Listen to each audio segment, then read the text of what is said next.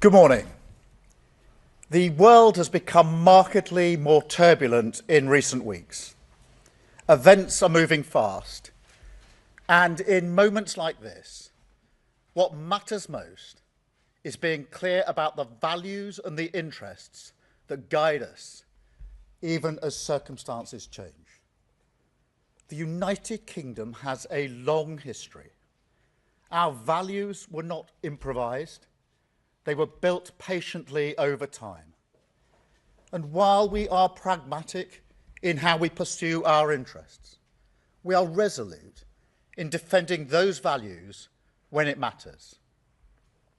So let me begin with the United States. The UK and the US are close allies and close partners. That relationship matters profoundly, not just to our security, but to the prosperity and the stability that people here depend upon. Under President Trump, as under previous presidents, we're determined to keep that relationship strong, constructive, and focused on results. And that approach is delivering. Through sustained engagement, we've seen significant US investment into the UK economy, running into hundreds of billions of pounds, supporting growth, skills and jobs right across the country. Our cooperation on defence, nuclear capability and intelligence remains as close and effective as anywhere in the world, keeping Britain safe in an increasingly dangerous environment. We've secured good trading terms in key sectors, including cars, steel, aerospace and life sciences, protecting British jobs and manufacturers. That is why we take the approach that we do, because it delivers concrete outcomes in the national interest. I talk regularly to President Trump, and my team is in daily contact with all the key figures in his administration. These relationships matter. They deliver concrete outcomes in the national interest. Mature alliances are not about pretending differences don't exist. They are about addressing them directly, respectfully, and with a focus on results. On Greenland, the right way to approach an issue of this seriousness is through calm discussion between allies.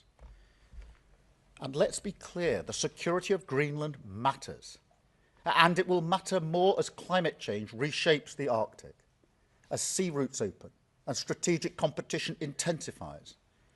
The High North will require greater attention, greater investment, and stronger collective defence. The United States will be central to that effort, and the UK stands ready to contribute fully alongside our allies through NATO.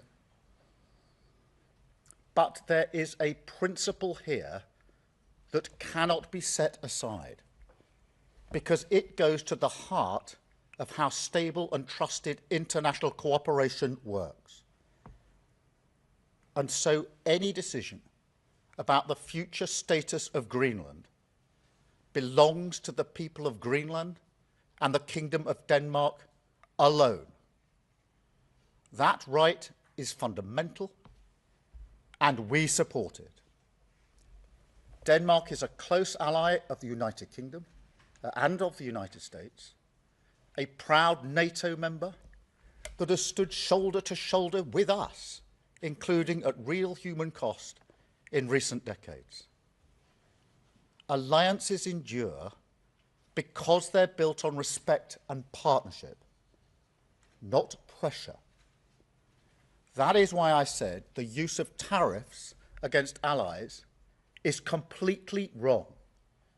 It is not the right way to resolve differences within an alliance. Nor is it helpful to frame efforts to strengthen Greenland's security as a justification for economic pressure. Such measures hurt British workers, British businesses, and the British economy. And that is why I've been so clear on this issue. A trade war is in no one's interest. And my job is always to act in the UK's national interest. That is why yesterday I spoke to President Trump, to European leaders, and to the Secretary General of NATO to find a solution rooted in partnership, facts, and mutual respect. Because that is how strong alliances protect shared interests. The same is true on other issues. In the Middle East, we welcome President Trump's focus on sustaining the ceasefire in Gaza and moving on to phase 2. We are open to participating constructively in such efforts. On Ukraine, I can be brief. We strongly support efforts to bring the killing to an end and secure a ceasefire as soon as possible. We recognise President Trump's role in pushing that process forward. And we will work closely with the United States, Ukraine, and our other allies to apply pressure where it belongs on Putin. Finally, let me say why all this matters so directly to people here at home. In today's world, geopolitics is not something that happens somewhere else. It shapes the cost of energy, the price of food, the security of jobs, and the stability that families rely on to plan their lives. When war drives up fuel prices, it's households who feel it first. When supply chains fracture, it's small businesses and working people who absorb the shock.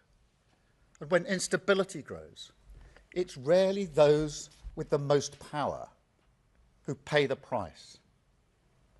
That is why this government's approach is rooted in a simple belief that we must use every tool of government, domestic and international, to fight for the interests of ordinary people. At home, that means active government. It means taking responsibility for economic stability so that inflation is controlled, interest rates come down, and family budgets are protected. It means stepping in where markets fail, strengthening resilience, and ensuring that global shocks do not always land on the same people in the same places, the people least able to withstand them. That's why we've taken action to reduce energy bills, to freeze rail fares and prescription charges. But tackling the cost of living today also means engagement beyond our borders. It requires shaping the world around us, not retreating from it.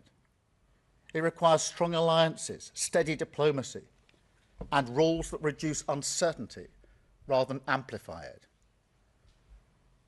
That is why our commitment to international law and to alliances founded on trust is not abstract or ideological. It's practical. It's about stability, predictability, and fairness. The conditions that keep prices down, jobs secure, and economies resilient.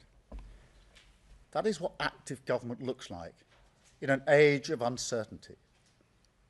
Steady at home, engaged abroad, and always focused on protecting the people that we serve. Britain is a pragmatic country. We look for agreement. We believe in partnership. We prefer solutions to slogans. And we will not indulge in commentary and gesture politics that harm the British people. But being pragmatic does not mean being passive. And partnership does not mean abandoning principle. That is why it's important to be clear about who we stand with, what we stand for, and where our interests lie. Now, this is a moment for the whole country to pull together. So I warmly welcome the support we've had with regards to Greenland and the proposed tariffs from the leader of the opposition. I thank her for her support. At moments like this, there will always be people who reach for the performative, who think an angry social media post or grandstanding is a substitute for hard work. That's an understandable instinct, but it's not effective. It never has been. It may make politicians feel good, but it does nothing for working people whose jobs, livelihoods and security rely on the relationships that we build across the world. So to conclude, we will work with our allies in Europe, across NATO and with the United States. We will keep dialogue open. We will defend international law. And we will use the full strength of government at home and abroad to protect the security, living standards and future of the British people. That is the approach I will take as Prime Minister, and that is the responsibility that this moment demands. Thank you.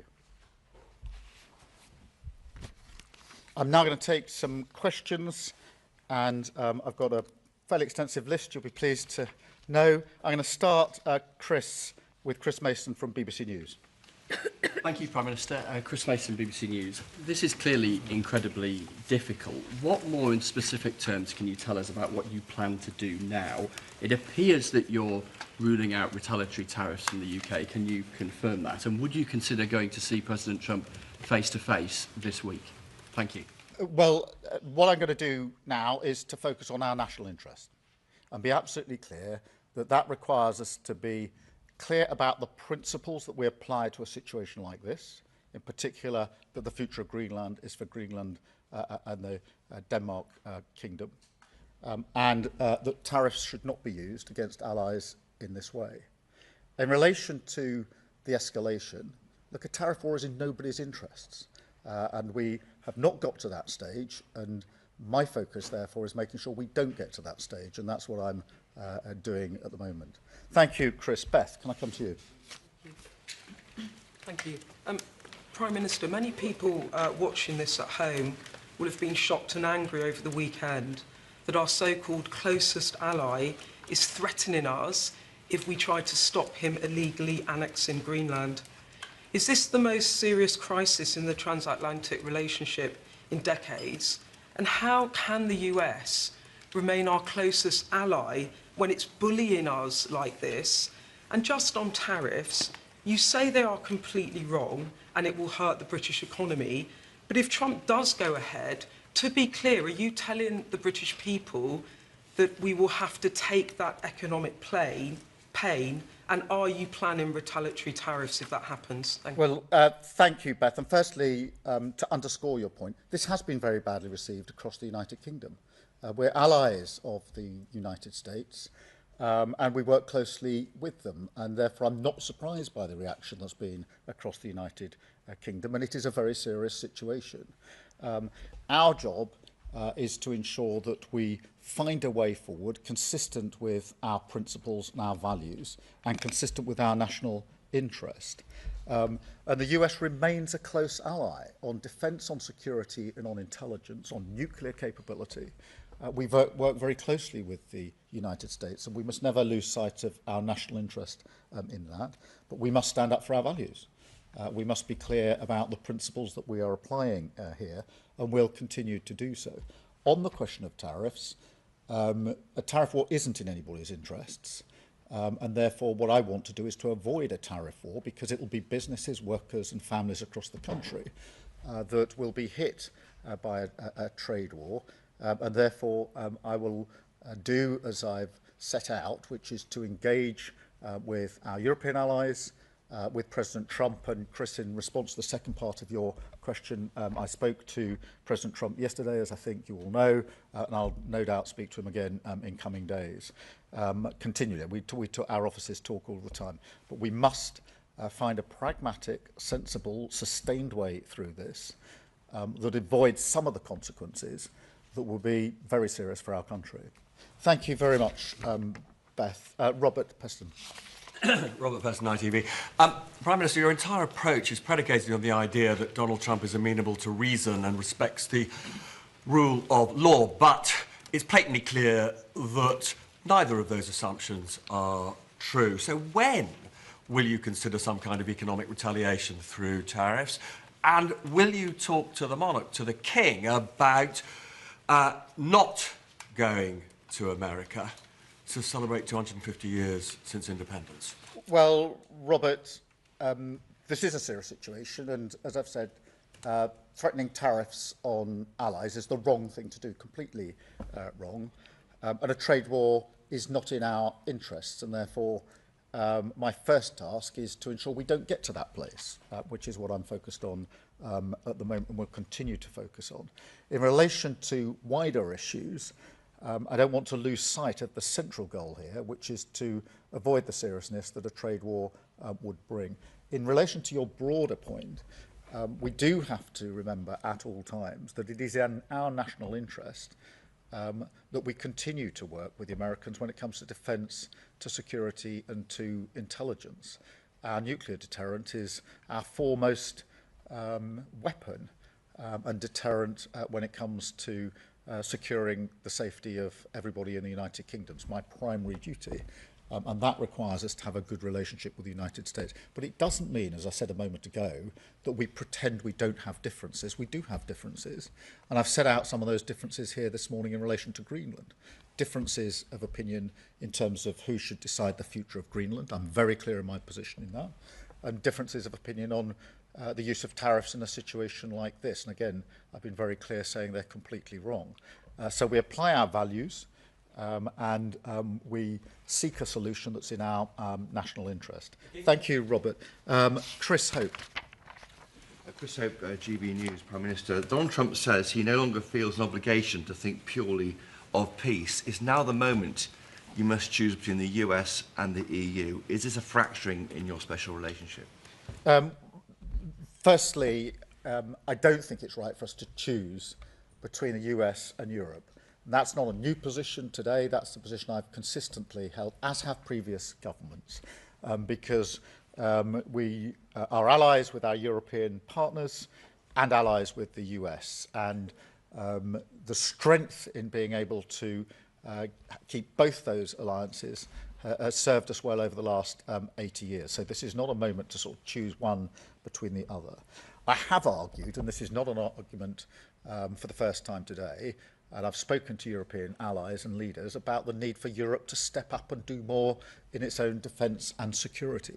I feel that over many years we've not paid enough attention to what we European nations can and should do in our own defence, and this reinforces why it's important that we do that in defence and security. And defence and security these days, of course, includes energy and resilience and cyber, as well as the traditional defence and security. Europe has to step up into that space, and that's an argument I've been leading on and making for a number of months now with our European partners, and will continue to do so.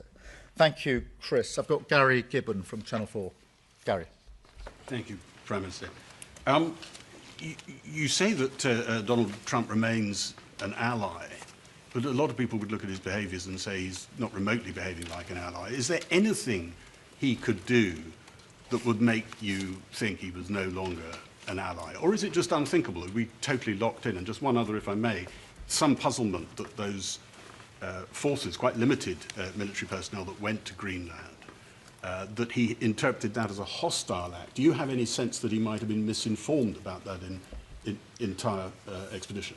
Well, taking the second bit first, if I may, that is one of the things I discussed with President Trump yesterday in relation to those forces which were clearly there to assess and work on risk from the Russians. And so there's real clarity, I hope, about that. In relation to the relationship, we must never lose sight of the fact that on defence, security, intelligence and nuclear capability, we work very closely with our US allies, and it's in our national interest to continue to do so. That doesn't mean pretending we don't have differences, and I don't think anybody could suggest I'm pretending we don't have differences. I'm spelling out what those differences are, what our principles and values are, and how we approach them. But we do continue to work with the Americans. The situation in the Middle East is fragile. There is a ceasefire. We need to move to phase 2. We mustn't lose sight of that. In Ukraine, we've been striving for a just and lasting peace for a long time now. We're 4 years into that conflict. It is in our interest to work with others to bring about that just and lasting peace. The last thing we should do is to simply throw all that away and pretend that it doesn't matter anymore. It does matter. But we don't do that by pretending we haven't got differences. We do have differences, and I'm spelling them out here this morning. Thank you very much, Gary. I've got Kitty Donaldson from iNews. Thank you, Prime Minister. The US Supreme Court is due to rule next week on whether the tariffs are legal for the President to use. Do you think it's worth just biding your time until next week? And secondly, I don't think you answered Robert's question, which was, do you think the King should go to the United States this year? I'm not going to comment on the Supreme Court ruling. I think it's due out reasonably soon. But I don't think it would be sensible to simply wait for the court. It's really important that we act now in response to the threat of tariffs, and that's why I spoke to President Trump yesterday and to numerous allies across Europe, many leaders during the course of yesterday afternoon, Secretary General of NATO, and will continue to do so today because it's in all our interests to act swiftly in relation to this matter. Look, in relation to the King and other issues, as I said in my speech, I'm focused on the pragmatic response here, not the suggestion of others, and my focus is on what's in the national interest for our country, what is going to best protect workers, families, businesses, and I believe that's the approach that I've set out. Thank you, Kitty. I've got Craig Munro from the Metro. Craig Munro from Metro. You spoke about the cost of living in your speech there. How can you be sure, how can you reassure people that the cost of living will improve in the UK when our economic picture is so reliant on an unreliable ally in an unstable global world? By taking the approach that I've set out today. Some people appear to make the argument that what happens internationally is irrelevant to the cost of living issues that are faced across this country. I'm well aware that for all the volatility in the world, and we've seen plenty of that in the first few weeks of this year, the issue that is of central concern to families and communities across the country is the cost of living. Wherever you go in the country and ask people what their number one concern is, they will say it's the cost of living, and therefore we have to address it. We address it in a number of ways. Firstly, by taking the measures to stabilise the economy so that inflation coming down, interest rates coming down, and protecting family budgets is crucial to that. By being active where markets fail, stepping in on energy bills, rail fares, prescription charges, etc. But also by working relentlessly on matters that are international, because the impact of what's happening internationally on what's happening domestically is obvious, it's real, it's probably more direct now than it's been at any time most of us can remember, and therefore it would be a dereliction of duty on the cost of living not to be engaged on the international stage. Thank you very much, Craig. I've got Jason Groves from the Daily Mail. Jason.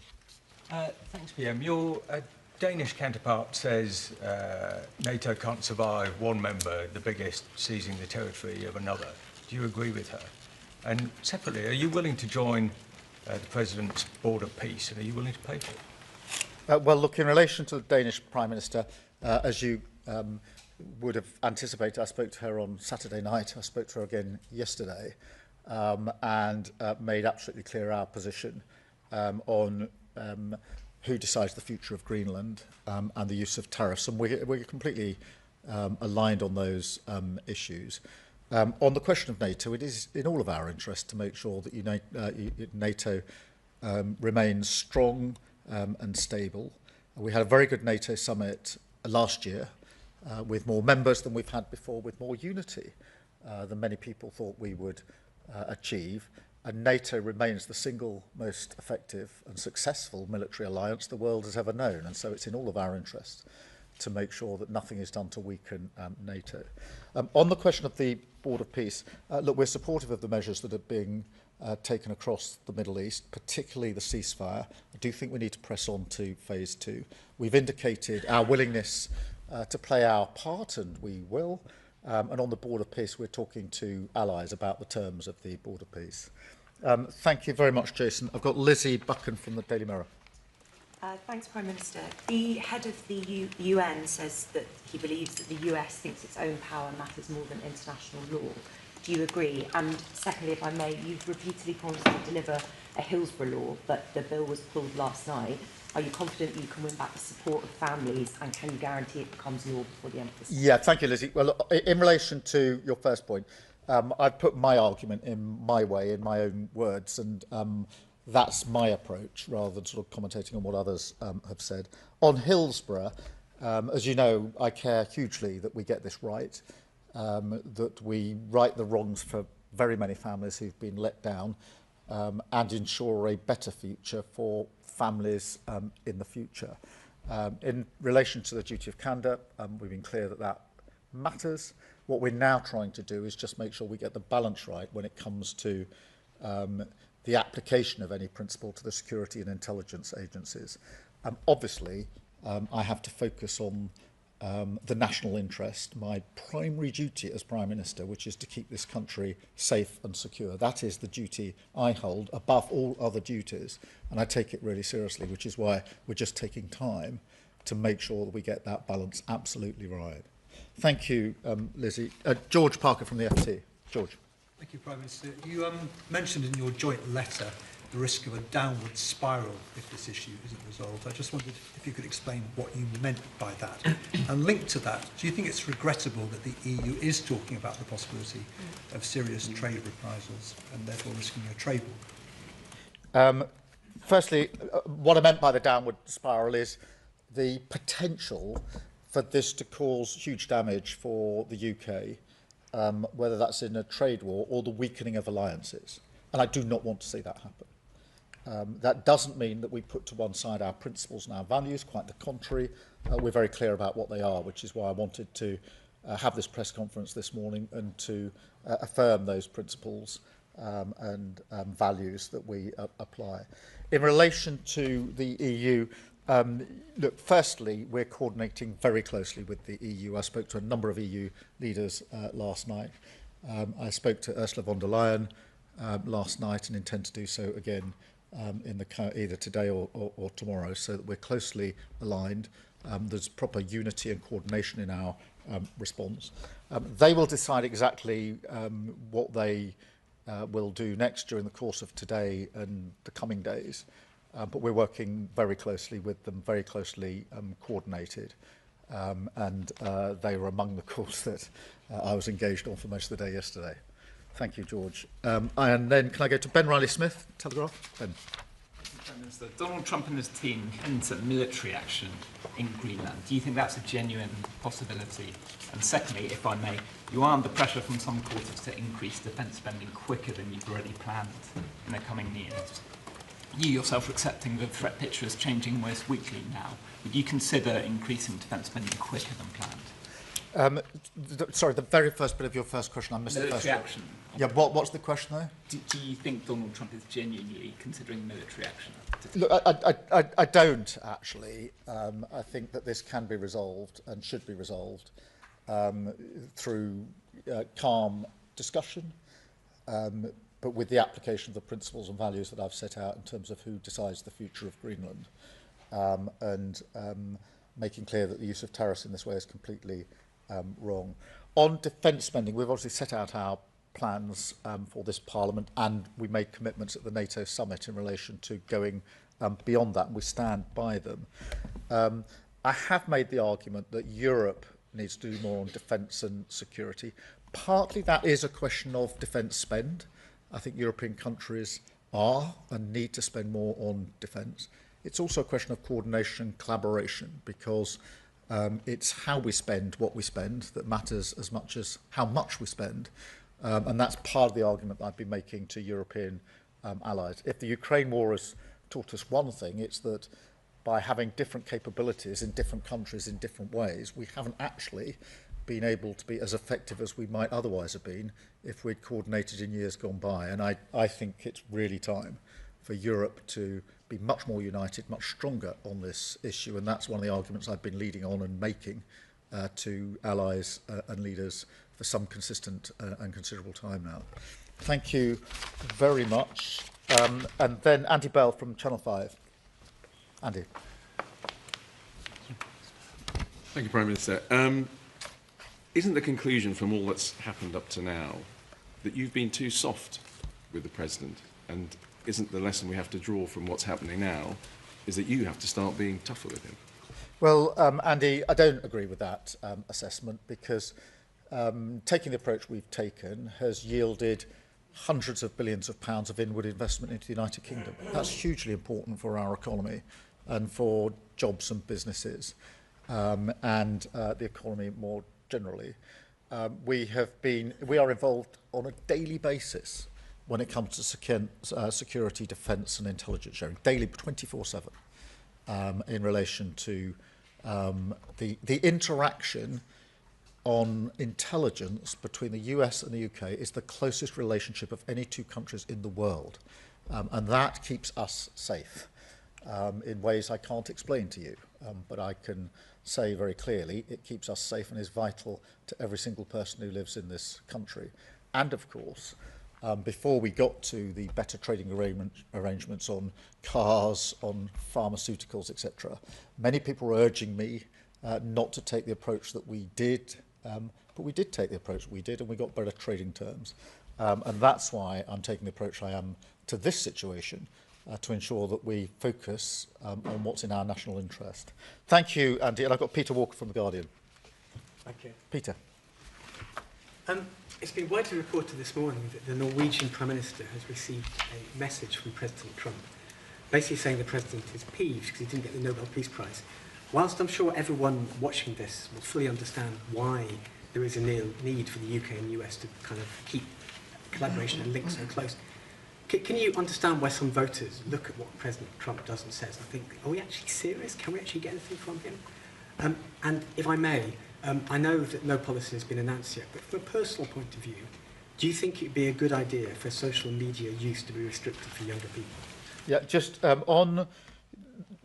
I completely understand why what President Trump said about tariffs over the weekend has been so badly received in this country. I completely understand that. And I think that's understandable. And it's important that that is met with me setting out, as Prime Minister of the United Kingdom, what our principles and values are in response to that. And not pretending that we don't have differences. Because strong, respectful alliances require the maturity to say where we disagree. And on this, we disagree. And I've been clear about that, and I've spoken to the President about it, and will continue to do so. But I do emphasise, whatever the understandable reaction of the British public over the weekend, it is on defence and security and intelligence and nuclear capability, manifestly in our interests, to have a strong relationship with the United Kingdom. Our nuclear capability is our single most important deterrent, bar none. And that has helped keep us safe for many, many years. On the question of social media more broadly, look, I think we need to do more to protect children. And that's why we're looking at a range of options and saying that no options are off the table. We're obviously looking at what's happened in Australia, something I've discussed with the Australian Prime Minister. I don't think it's just a question of social media and children under 16. I think we've got to look at a range of measures. I'm particularly concerned about screen time for under fives, which is not so much about social media, but about literally screen time and the impact it's having on children when they arrive at school. So I do think we need to look across the range, but in direct answer to your question, do we need to do more to protect children when it comes to social media and screen time and associated harms, then yes, we do, and that's why we're looking at a range of options. Thank you all very much indeed. Thank you.